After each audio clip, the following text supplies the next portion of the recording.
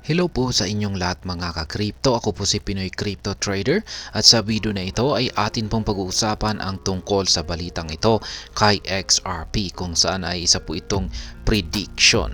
At ayan, ang sabi po rito ay market analyst predict XRP to clench $10 after breaking bullish triangle. Kaya yan, sabi po rito ay meron daw pong isang bullish triangle pattern ang nakita ng isang market analyst dito kay XRP. At ayon po sa kanyang analysis or prediction ay mukhang kakapit daw po ang market price ni XRP sa presyong $10 pagkatapos po na mabasag yung bullish triangle pattern na ito. Kaya ayan, bago po tayo magpatuloy ay nais ko lamang po munang bigyang linaw ang aking disclaimer kung saan ang nilalaman po ng video na ito ay hindi po ito isang financial advice.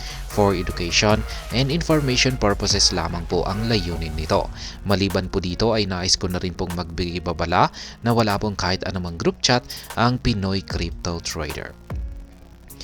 Ayan po, ang sabi po rito ay 3 market analysts anticipate that XRP may reach the $10 threshold soon, with 2 citing a breakout from a triangle formation as a contributing factor. Kaya ayan po, yung market analyst po rito ay hindi lamang po nag-iisa. Tatlo po sila. Ibig pong sabihin ay tatlong utak yung nag-analyze dito kay XRP. At ayon po sa kanila ay inaasahan po nila na si XRP ay aakyatin po niya ang presyong $10 threshold soon. Ibig pong sabihin ay nalalapit po na panahon yan. At yung kanilang naging basehan po rito ay yung magaganap na isang breakout sa triangle formation. Kaya ayan, XRP being one of the victims of the ongoing market correction has faced a pre-relegation to the 0.51 price level. The asset is down 16.4% this year despite breaching 0.63 or 63 cents 3 days into the new year. XRP has also collapsed 19.6% from its yearly peak of 0.6394. Kaya yan po yung mga pangyayaring naganap dito kay XRP. Yan, isa raw po siya sa mga naging biktima ng kasalukuyang nagaganap na market correction ngayon, sapagkat siya po ay nakaharap ng pagbagsak hanggang sa 0.51 or 51 cents na price level. Yan, bagsak po ng 16.4%. Yan, sa taong ito ang presyo ni XRP. Kaya yan, nag-collapse po siya ng 19.6% mula sa kanyang yearly peak o yung pinakamataas na nakamit na presyo sa taong ito. Ito po yung pinakamataas na presyo niyang nagawa po niyang akyatin sa loob ng taon na ito. Nasa 0.6394, pero yan, bagsak po siya ng 19.6% at ito na po ay ayan, nandito na po sa mga presyong nasa mga 50 cents. The market turbulence has intensified in the past few days, resulting in steeper declines for XRP. The crypto token has now recorded 5 consecutive intraday losses since January 21, with the bears engineering a drop to 0.5084 and an attempt to seal a 6th losing day. Kaya yan, tuloy-tuloy yung pagkatalo or pagbagsak sa presyo ni XRP.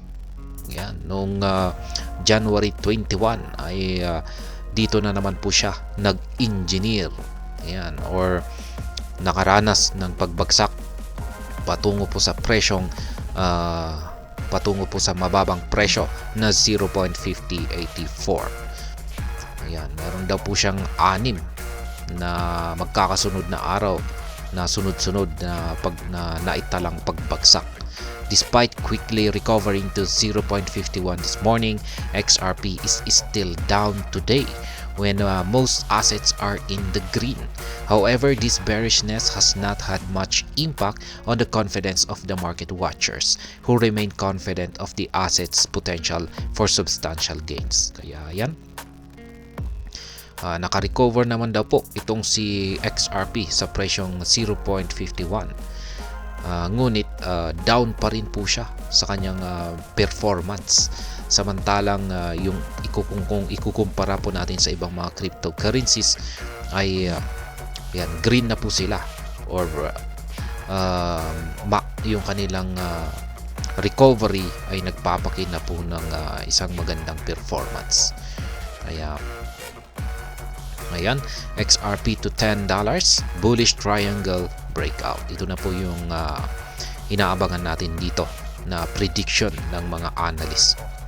Yan, in a recent slew of separate unrelated analysis, 3 market watchers have projected XRP to reach $10 territory. One of these analysts, X-Force Global, a prominent trading view educator, cited a symmetrical triangle formed by XRP since 2021. Kaya yan po yung unang analyst po rito ay si X-Force Global. Ayan.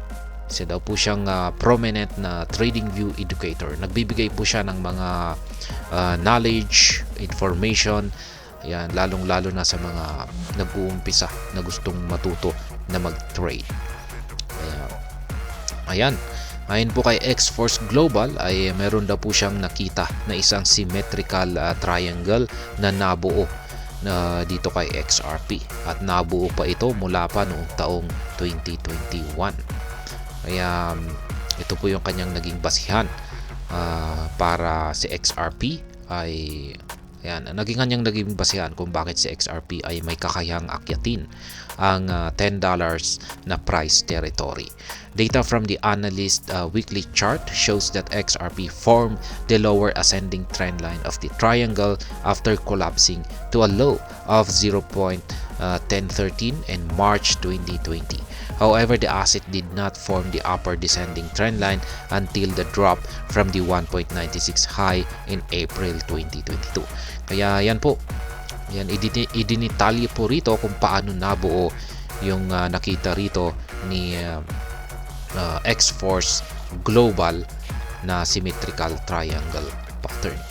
Yan, nabuo pa yan nung mga taong 2020, March 2020 hanggang April 2021. The lower ascending trend line and the upper descending trend line essentially resulted in the formation of the symmetrical triangle. XRP has failed to break above or below the triangle since then. An attempt to do so in July 2023 met resistance at the 0.93 high. Kaya yan, makikita po natin dito. Ayan, yung chart dito ni X-Force Global na kanyang pinublish dito kay TradingView. Ito po ay ang XRP US dollar weekly chart time frame po ito mula sa datos ni Binance. At yan, nakikita po natin yung nabuong symmetrical triangle pattern dito. Ayan, ito po yung kanyang upper trend line at ito naman po yung kanyang lower trend line. Ngayon, kung pag yung mangyayari raw po dito ay ganito, nagkaroon siya ng rejection dito sa lower trend line at ang nabasag ay yung kanyang upper trend line na ito, ay ayan, aakyat daw po siya hanggang sa umabot ito sa price target na $10. Yan, mga $10, 9.7218. Kaya yan po yung kanyang price projection dito. As XRP inches closer to the zenith of the triangle, X-Force Global believes the crypto asset would first decline further to retest the lower trend line. The analyst then predicts a massive uptrend that would result in an upward breakout. Kaya ayan, naniniwala daw po si X-Force Global na patuloy pang makakaranas ng decline ang market price ni XRP hanggang sa magkaroon siya ng retest dito sa lower trend line ng symmetrical triangle pattern dito. Pagkatapos po niyan ay makaka-recover siya at dito daw po niya magagawang basagin yung upper trend line ng symmetrical triangle na ito at sasabog po siya patungo sa presyong 9.7218 or $10 na. According to him, the triangle's endurance for 3 years is a metric that would further compound the rate of the upward surge. Kaya yan, yung tibay daw po ng triangle pattern na ito kung saan ay ito ay tumagal ng 3 years. Ay isa daw po itong metric or basihan para magkaroon ng isang matinding upward surge si XRP kung sakaling nabasag na ito. He contends that if this breakout occurs as predicted, his conservative price target is between $9 and $11, an average of $10 in the coming years. Kaya yan po yung kanyang price target, mga predicted price target dito, na kung sakaling nagkaroon ng breakout sa kanyang symmetrical triangle pattern, ay yung kanyang price target po ay nasa $9 to $11. Yan, yung average price po niya ay nasa $10. Crypto Bull, another notable analyst, also discussed XRP's potential in an analysis yesterday. Crypto Bull pointed out that XRP's monthly chart features the formation of an ascending triangle with a broader ascending channel. Kaya ito po yung ikalawang analyst natin, si Crypto Bull. At ganun din po yung kanyang analysis dito. Yan, mayroon din po siyang, nakita na rin po niya yung isang yung ascending triangle po rito. Ayan, at makikita po natin dito, ayan, ascending triangle, ito po yan. Yung ito ay ayan, ascending channel po ito, parallel channel yan. Pero yung ito po yung may horizontal line po dito at saka yung lower trend line dito, ayan po yung pattern na tinatawag po nating ascending triangle pattern. Kaya yan naman po yung kay Crypto Bull. The broader ascending channel has persisted since 2014. However, the smaller ascending channel began after XRP dropped from the $3.3 all-time high in January 18. The analyst expects XRP to break above the triangle soon, hitting a price range of $10 to $13 this year. Kaya yan naman po. Ayon po kay Crypto Bull, ay kung pag nabasag naman daw po yung ito upper trend line ng ascending triangle na ito, ay yung kanyang price target na rin po ay nandito sa mga $10 to $13. Yan, at posible po itong mangyari sa taong ito. Yan. Basta magkakaroon ng breakout itong si XRP sa kanyang ascending triangle pattern. Ayan, XRP to $10, Elliott wave structure. Yan, ito naman yung iba na rin po ito, yung pattern na ito na Elliott wave structure yan. The third forecast came from Captain Toblerone or Toblerone, a crypto market educationalist, unlike the other two who leverage triangles for their analysis. Captain Toblerone used an Elliott wave pattern to predict an imminent price upsurge for XRP in the near future. Kaya yan, ito po si Kapitan ay ibahin po natin yung kanyang naging basihan sa kanyang analysis dito kay XRP kumpara po sa kay Crypto Bull at saka kay ayan, si X Global na gumamit po ng triangle pattern, sapagkat sa Kapitan po rito ay gumamit ng tinatawag na Elliott wave pattern. Ayan, market watcher believes XRP is about to follow a 5-wave structure during its next price movements. Data from his chart suggests XRP could rise to 0.90 in the first wave and then drop below the psychological threshold in the completion of wave 2. He expects wave 3 to then take XRP close to the $7.5 price level, marking a new all-time high. However, the correction coming with a fourth wave could bring XRP down to the $3 level. XRP is then expected to hit $10 to $11.5 price during the fifth and final wave.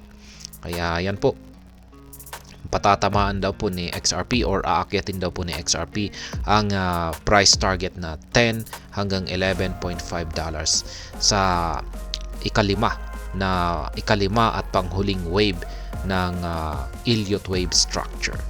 Yan, meron naman po siguro siyang wala po siyang pinakitang chart dito. Mas maiintindihan po sana natin yan kung may chart siya dito. Yan, sabi po ni Kapitan rito, Captain Toblerone notes that this trajectory in his mind cycle run dream for XRP, suggesting that this is the last chance to see this materialize. XRP trades for 0.5135, requiring a 1,847% price surge to clinch the $10 target. Kaya yan po yung mga tatlong mga analyst. Yan, mga tatlong kilalang mga analyst na nagpredict kay XRP na magagawa daw po niyang akyatin ang presyong $10 sa hinaharap. Yan, sa nalalapit na hinaharap. Kaya yan, hanggang dito na lamang po tayo sa video na ito. Sana po ay inyong nagustuhan ang aking paliwanag dito. Kung inyo po itong nagustuhan ay pakiclick lamang po ang like button nito. Para naman po sa mga bago lamang dito, kayo po ay aking inaanyayahan para mag-subscribe. Pakiclick na rin po ang bell icon nito dahil ito po ang siya magsisilbing notification nito sa mga bago kong videos na akin pong ina-upload sa aking YouTube channel na ito. Marami pong salamat sa panunood. Ingat po tayo lagi at God bless po sa ating lahat.